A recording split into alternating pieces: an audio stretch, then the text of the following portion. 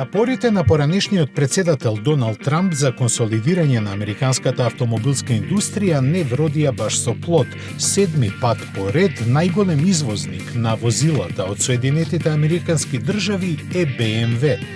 За да ова звучи логично, а не чудно, треба да напоменеме дека се однесува на вредноста, а не на бројот на извезени возила. Нив лани ги имаше безмалку 220.000 кои на компанијата и донесоа приходи од 8,9 милиарди долари. Тоа е опаѓање за околу 11% во количината и само 7% во вредноста, што е резултат на гамата што BMW ја произведува таму, која се состои од сите спортско корисни возила на марката од X3 па до X7.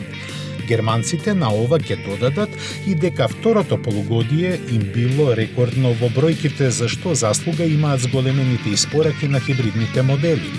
Од својата фабрика во Јужна Каролина, BMW испорачува возила во 125 земји широм светот, најмногу во Кина, после која следи Германија.